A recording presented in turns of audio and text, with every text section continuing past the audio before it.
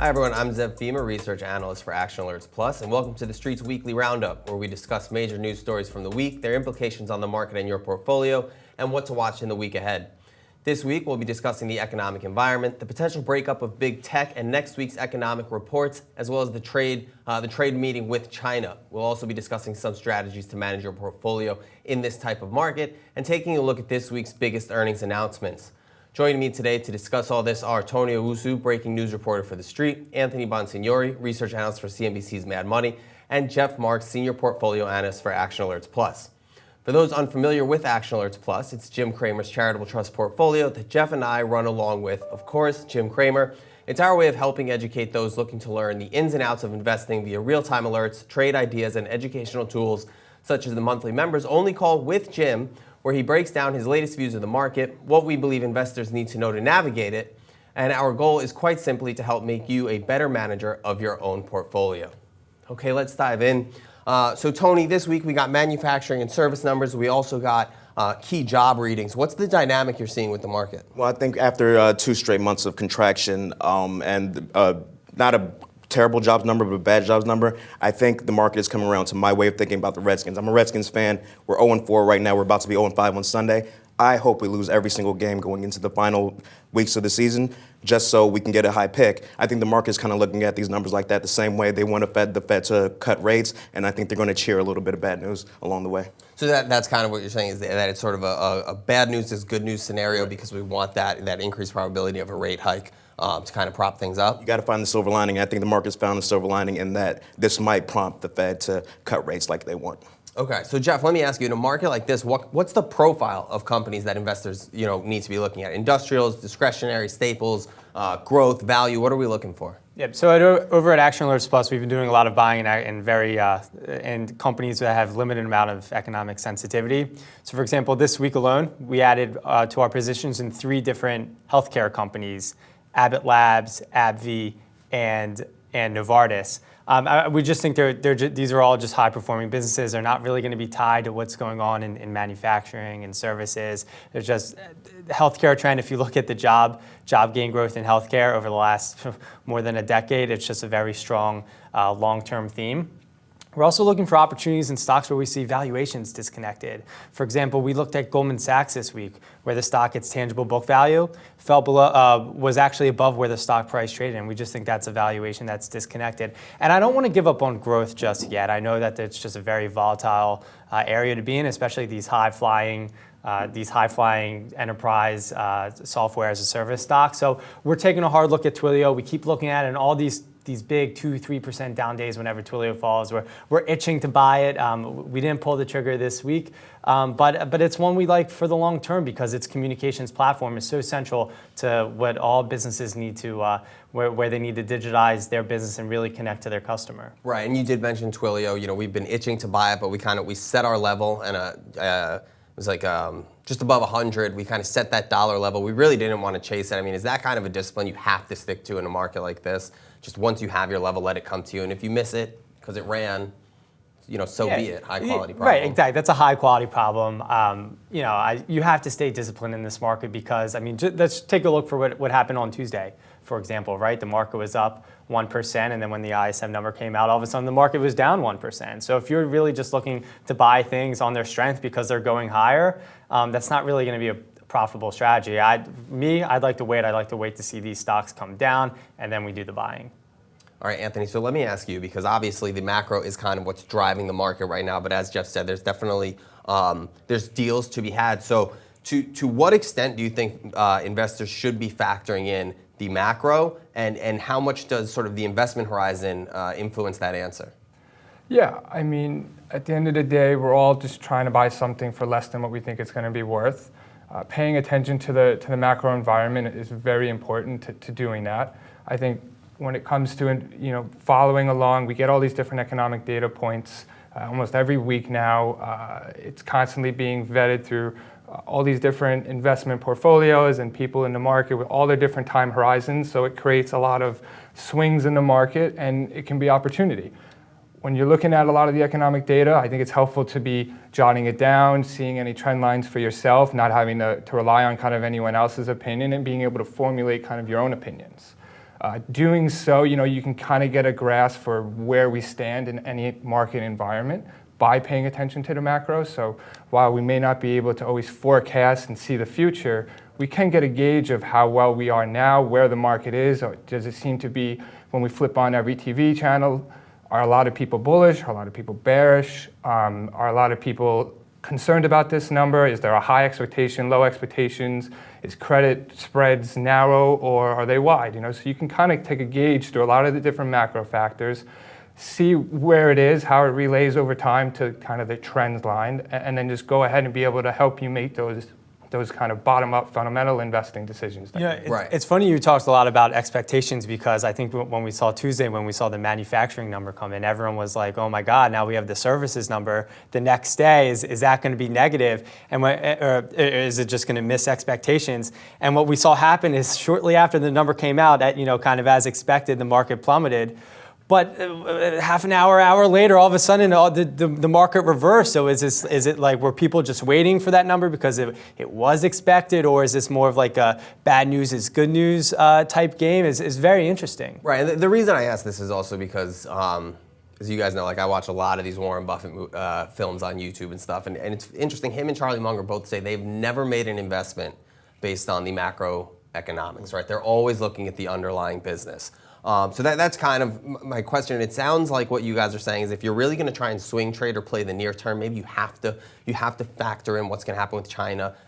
Try and factor in what Trump may tweet based on his mood for the day. But longer term, I mean, do you think it's kind of crazy to try and play some of these swings? Tony, you want to take it? It's not crazy at all. But actually, CME Group on Thursday came out with data that says the market's pricing in a 90% chance that the Fed is going to cut rates, right? Like in October, and that's up from 75% earlier. So, like you were saying with the dip that happened on Tuesday after the numbers come out, like I said, I think the market is paying attention to the macro, unlike what Warren Buffett and Charlie Munger are saying. But I think the swing trades are there to be made, though. Yeah. Swing trades for sure, but I guess the other thing to keep in mind with Warren Buffett is his ideal time horizon is forever. Right. Right. So I guess if you're going to try and forecast out there that far, you can't really take that into effect. And listen, I know I'm asking all this sort of fully understanding that in a portfolio in today's market, you have to take into account China exposure. You have to take into account, are we going to have a Republican or Democratic president in 2021, and to what extent do you allow that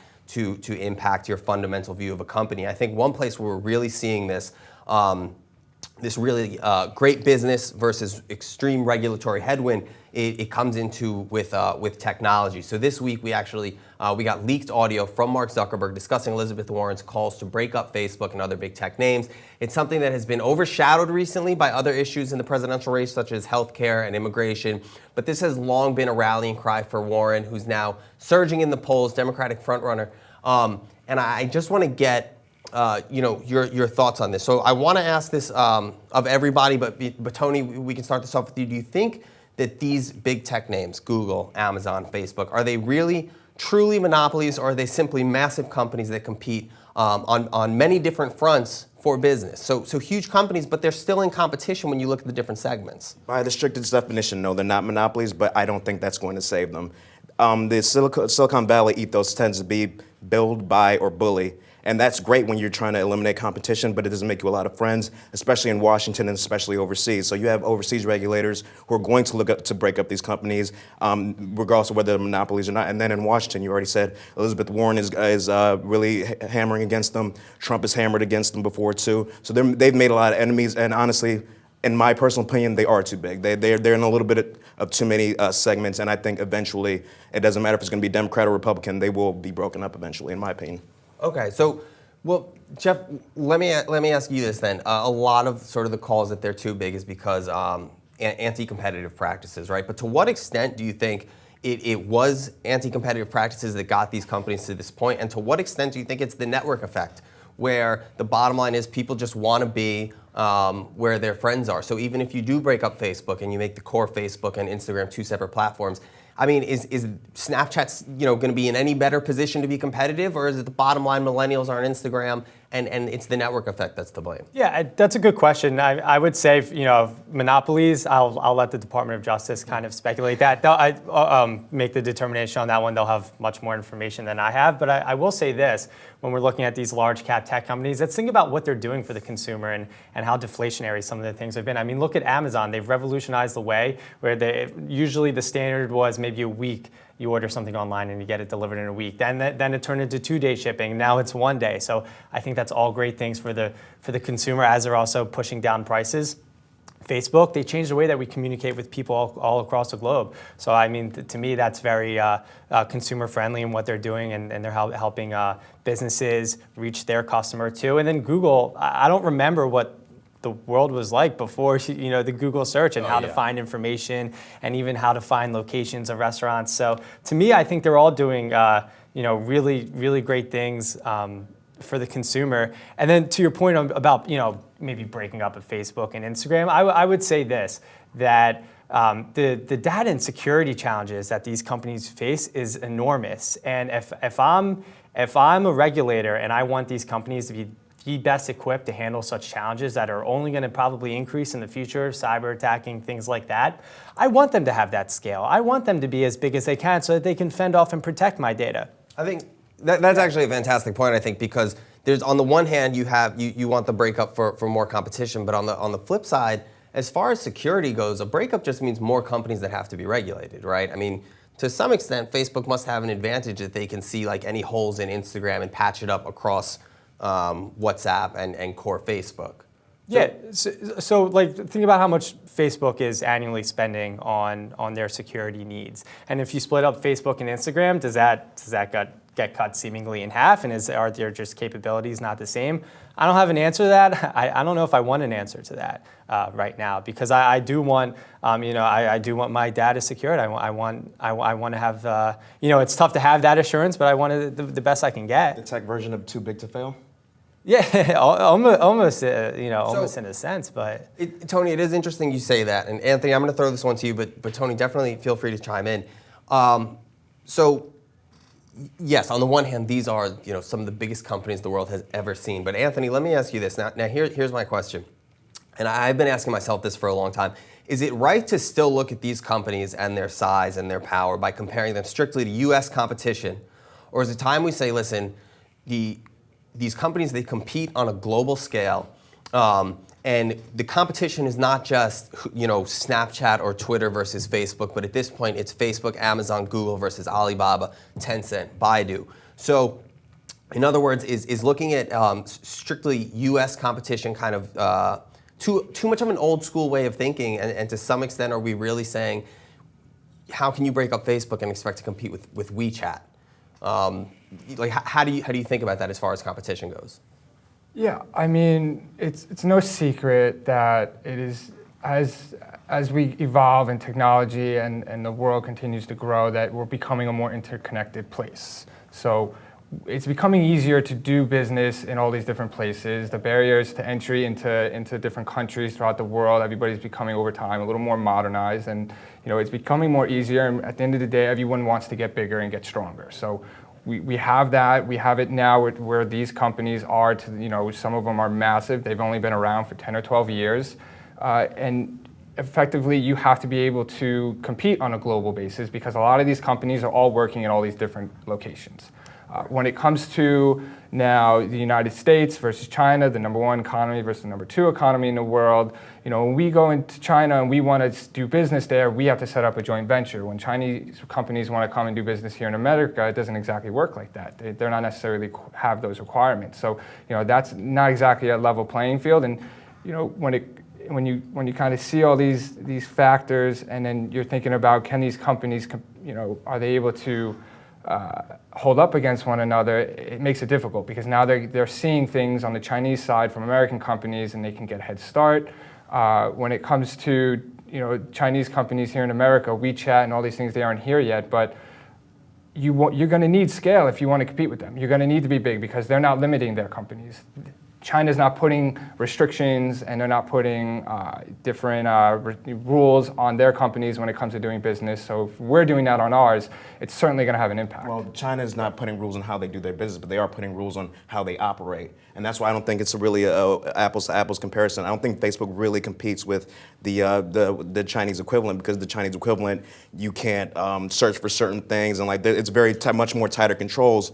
And in terms of Europe kind of, the tech revolution kind of missed Europe. And Europe is really, I think they've taken it out regulatorily on US Silicon Valley companies like Facebook, like Google, and the like. So I think in terms of the competition, I don't think they're operating in the same space. I think the American companies, they would like to operate in China, but China would have them. They don't even allow wait a Google, second. Facebook, these companies. So if we did allow them to come into America, and I'm not even necessarily like arguing against your point, it's just the fact that if we allowed WeChat and all these companies and Alibaba to come and do business here in America, it's certainly going to affect Amazon, it's certainly going to affect Take Facebook. Europe, for example. I mean, you do mention Europe kind of missed out on the tech revolution. So at this point, the way I would see it is who's going to be the cloud provider or the major e-commerce provider to Europe? It could be Alibaba and the Alibaba cloud. It could be Amazon and AWS. Who's going to be the major social platform? It could be WeChat. It could be Facebook. So my question is, yes, I understand what you're saying, that these companies are maybe too big. Maybe Mark Zuckerberg, with all that voting power, maybe that's too much power for any one person to have. But at the same time, if you're looking at it from this global scale, do we maybe have to rethink what too big is if we're going to account for the fact that they are competing against these companies in China that are not being called upon to break up? Well, I think it's a question of whether what's doing best for the company and what's doing best for the American people. I disagree. I disagree with Jeff in terms of how the fact that these companies have had, Amazon is lowering the time it takes for something to be delivered, but the human cost of that is your mom and pop store goes out of business. People are unemployed. They don't like paying their employees. So there are human costs to be had, and I think we need to think about that before we think about whether they can compete on a global scale. Should we need to get them under control here? I know I'm sounding like a card-carrying Elizabeth Warren voter right now, but I do agree with her in some terms of that, in terms of kind of reining in what Silicon Valley has become. Right. And like I said, the ethos in Silicon Valley tends to be build, buy, or bully, and that while that's good for eliminating competition, it may not be so good and may not make you a lot of friends when it comes to regulation, both domestically and abroad. Well, I will say I don't know that I agree 100% that they have to be broken up. I will say I do think Jeff is onto something as far as the cybersecurity aspects of it go. We used to hold Palo Alto, and one of the things was one company has so many different providers, and it was kind of bring it all together under one roof because it's easier to manage. And I would think there's some element of that with these tech companies. And this is a conversation we can have for another day. But your point about automation, I think, is also one that does need to be discussed much more. So far, the only candidate I've seen kind of discuss it is Andrew Yang. Yeah. And not to get political or anything, but he does speak to that point of what do you do with all the truck drivers once that becomes autonomous, or the retail once all the cashierless checkout systems become the norm. Again, that's kind of a topic for another time. Let's not wait until let's not wait. Into that. So, okay, we've covered some of the issues plaguing tech. At the same time, there's Democratic frontrunner calling for Medicare for all. That would upend the MCOs. Both sides going after drug prices, fossil fuels. Nobody wants to touch them because they think it's a dying industry. The market is concerned about the consumer, which consumer discretionary obviously depends on the strength of the consumer. And investors also seem to be shying away from profitless, high multiple companies. My point is there are a lot of headwinds across industries, including those in which we would typically run to for safety. Healthcare, for example, has historically been the place you run when everything's getting crazy. So we could see volatility for a number of reasons. My question is, Jeff, what are some lessons that we try to instill in our members that you think viewers would benefit from hearing as far as how to navigate a market like this? Yeah, so I think the one that kind of is most relevant to this week is we never like to invest in one fell swoop, right? We never like to make a statement buy, put that out there saying, this is the bottom of this stock, I'm going to go all in on my one investment right here. And I think what I was talking about earlier about what happened Tuesday is the perfect example. So we initiated a position Tuesday morning. It was AbbVie. We love the stock, huge dividend yield. We think the Allergan transaction is going to be good for them. But we bought it, and then when sometime around the open, and then when that ISM number hit in 10, and all of a sudden the market flipped and the sell-off in the market accelerated, we were already quickly down a couple percent on that position.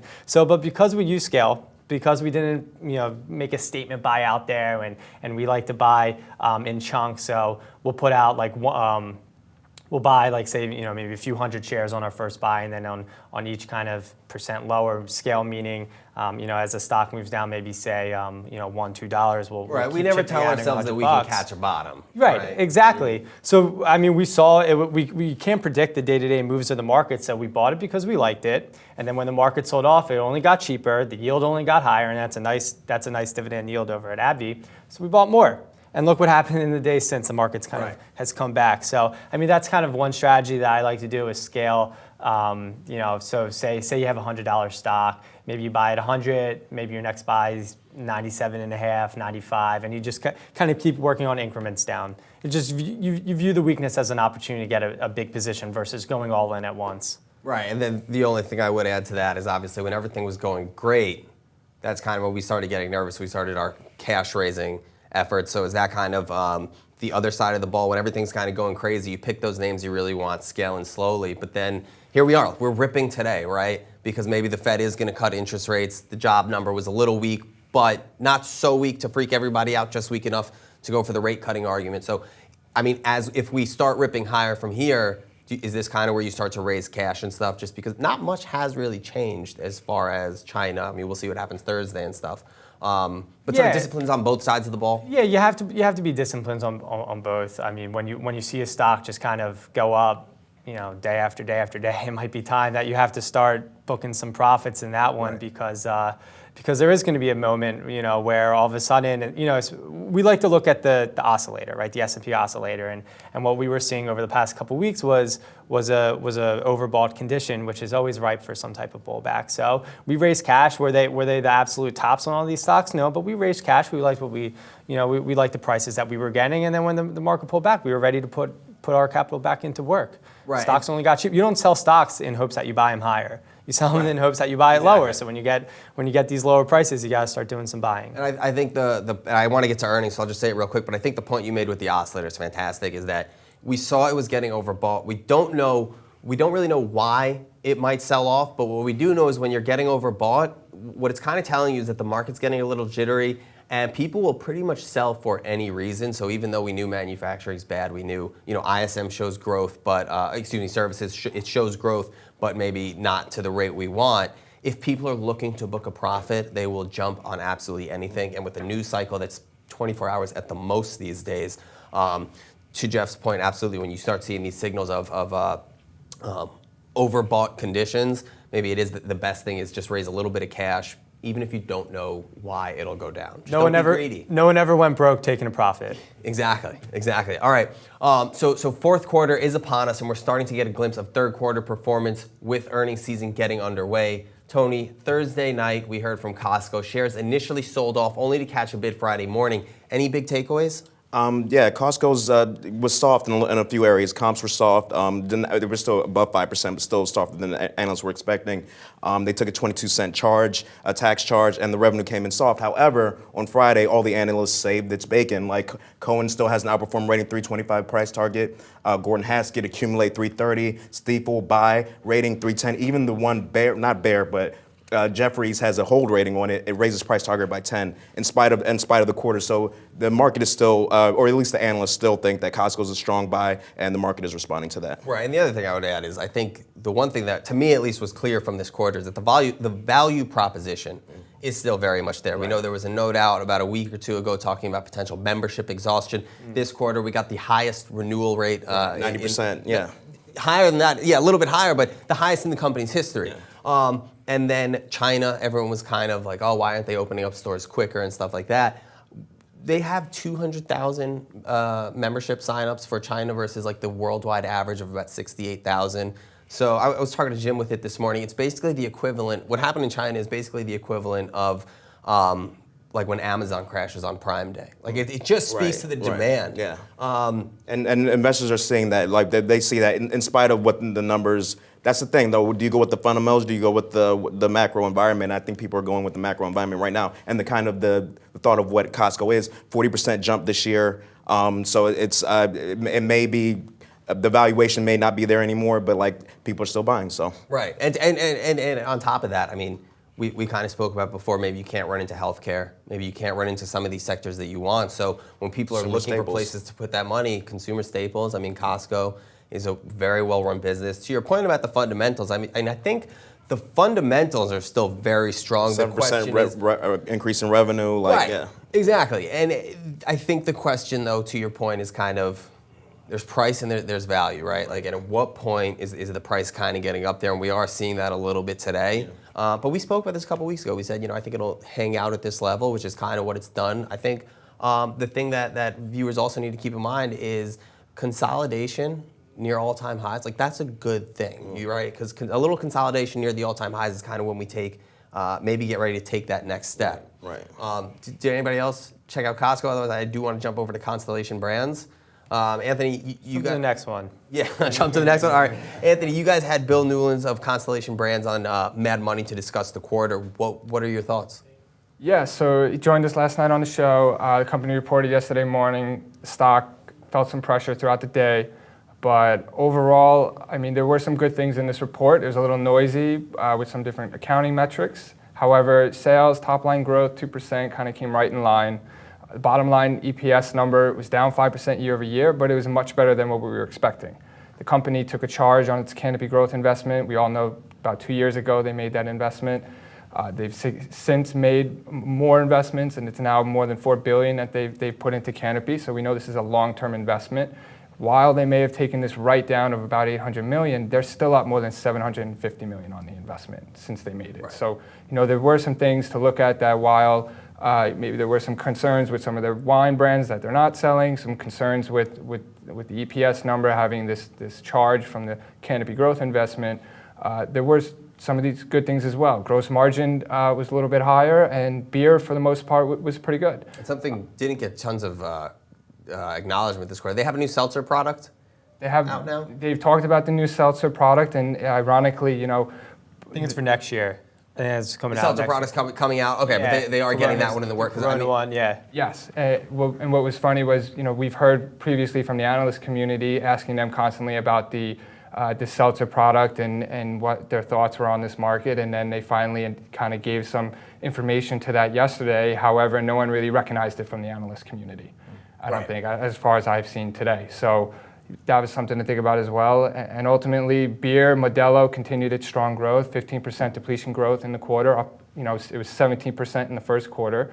So all in all, pretty good. And whether or not it should have been up or down, more or less, it's working. The company's continuing to perform, and we'll see how their Canopy investment over time.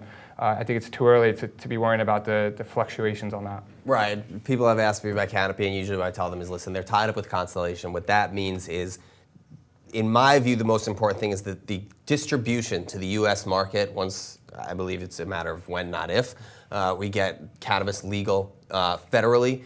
In my view, that's the thing that investors have to keep in mind. It is a long-term thing. We do have to get past the legal aspect, the legal issues with it. But the distribution chain is there, because they'll just throw a THC-based drink right next to the Corona one and just kind of push it out pretty much. And I'm definitely excited to see that they have the seltzer product. I don't know if you guys have heard this, but everyone's saying now Claw is the law, because White Claw is pretty much the only thing I see people drinking. Love it. That's going to be a challenge for them, right? It is. Kind of break into, you have this loyalty to White Claw, you have this loyalty to Truly, which is a Boston beer product. So it will be interesting to see how they kind of break that consumer wall down to try and get their seltzer as the #1 product. Yeah, maybe throw some THC in it, something like that. No, Jeff, let's move on real quick to another beverage company. We own Pepsi in our portfolio. Seems like maybe they reported earnings this week, obviously. Yeah. Seems like North American beverages are maybe on a bit of a comeback. Any thoughts from the quarter? Yeah, I'd actually call Pepsi more of a snacks company, because that's where 3/4 of their profits are really coming from. It's really snacks, and it's the Frito-Lay division. Frito-Lay, and this was just a class of a quarter. Snacks on fire. We did see some improvements though on the beverage side, and that's really coming from Gatorade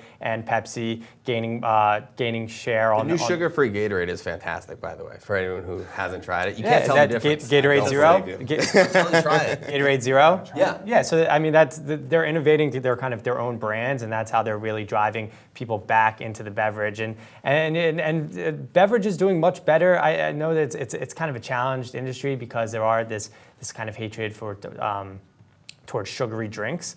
But it's improving. E-commerce sales on fire, gaining share on the aisle. I mean, PepsiCo's the quintessential stock you want to own in this type of environment, right? Zero economic sensitivity. They've increased their dividend for 46 straight years.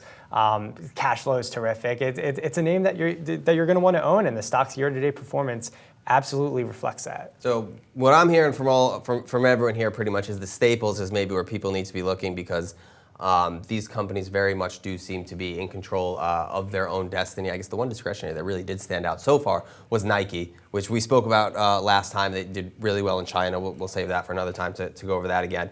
But all right, real quick, week ahead. Jeff, we'll get some inflationary readings in the form of PPI and CPI. Fair to say that what we want is lukewarm on that front? Yeah, I guess kind of like lukewarm, Goldilocks. I don't know however you want to pull it. But I mean, yeah, I think trade is probably going to be more of the bigger narrative than kind of what's going on too, because we have that coming October 10th, I believe it is. But I think the market will pay attention to those inflationary readings. But we also saw, I mean, wage gains was 2.9% today on the jobs report. So that was kind of, a slower pace than what we've seen. So, well, it will all play into how the Fed makes their upcoming decisions. Right. So I know for me, like core CPI, that's kind of what I'm watching again, Tony, to your point of, I didn't exactly see what the expectations are, but if you ask me, like a tick below expectations might be good because again, we want to keep the Fed dovish. Yeah, we keep them on their toes. Yeah. At some point, we are going to have to talk about the fact that every cut we do now is a cut we can't do when things really start to hit the fan. Yeah. But we'll worry about that after we see what the CPI numbers are. But Tony, any thoughts on the upcoming meeting with China? The timing of it's really interesting just because Trump is under impeachment investigation and he's really bloodied right now. And I think the president of China will use that to his advantage in negotiations. You have to. There is some thought that China's simply running out the clock on this trade war until if and when either Trump is removed from office or 2020 at the latest. That's bad for the markets. Like the markets want to see this wrapped up sooner rather than later. We'll see if there's any progress next week. I'm sure Trump will be tweeting about it. Whether what he tweets is accurate or not, it remains to be seen too. Whether he says, "Oh yeah, we're close to a deal for the third, fourth, or fourth time," there's no deal for another year and a half. Right. Like I said, China very well could be trying to run out the clock on Trump. So I don't know if we're going to get a definitive answer next week. Warren might be worse than Trump as far as goes with China. We still have to see how serious they're taking the Warren lead. But Right. But I think Democrats have less of an appetite for Trump. Republicans do too, though. Nobody wants to trade war except for Trump at this point, really. So and whether it's the right move or not, I'm not going to debate that right now. I tend to think it is, but the market obviously hates it. So next week we're going to. I don't know if we're going to get a definitive answer. Like I said, Trump is kind of in the hot seat back home, and negotiators in China are going to use that to their advantage. A baby deal is kind of what I'm hearing. Like, let's just, a little bit, ease tensions, and we'll worry about the bigger stuff later, the IP and all that. The question will be, is that enough for the markets to forgive? And okay, now let's pump money back in. We'll see. Anthony, Jeff, any thoughts on China, or just take it a day at a time at this point?